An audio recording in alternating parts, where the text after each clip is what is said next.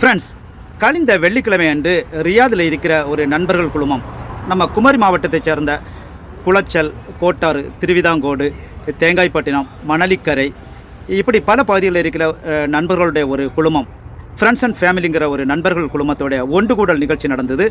அதில் நீங்களும் கலந்து கொள்ளணும்னு சொல்லி எங்களுக்கு அழைப்பு தந்திருந்தாங்க. தமாமிலிருந்து நானும் நண்பர் அபுபகதும் அந்த நிகழ்ச்சியில் கலந்து கொண்டிருந்தோம். அந்த நிகழ்ச்சி சம்பந்தமான ஒரு சில காட்சிகளை தான் நம்ம இந்த வீடியோவில் பார்க்க போகிறோம்.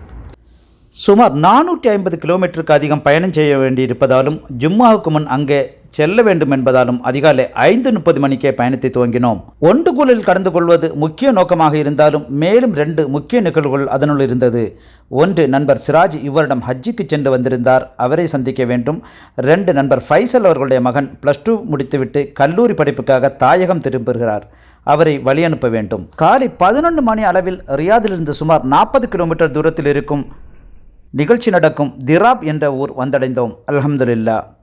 வந்ததும் ஒரு குளிர்பானம் மருந்துவிட்டு ஜும்மாவுக்கு சென்று விட்டோம். ஜும்மா முடிந்து வந்ததும் மதிய உணவு தொடங்கியது. மதிய உணவு நெச்சோறு, மட்டன் கறி, பருப்பு, புளிமுளவு, முட்டை, பப்படம், ஊறுகாய், ஜீரக தண்ணீர் என நம்மூரில் 80களில் நடந்த அச்சார வைப்பு நிகழ்வுகளை ஞாபகமூட்டியது. உணவு வேலை முடிந்ததும் நீச்சல் போட்டி, குழந்தைகளுக்கான விளையாட்டுப் போட்டிகள், அந்திச்சாய, கலந்துரையாடல், பரிசளிப்பு, தாயகம் திரும்பும் ஃபைஹானுக்கு நினைவு பரிசு வழங்கும் நிகழ்ச்சி என மாலை பொழுது மனதிற்கு குளிர்வாக அமைந்தது.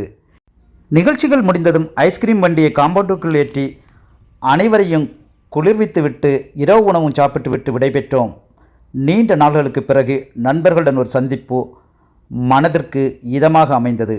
நன்றி, வசலாம்.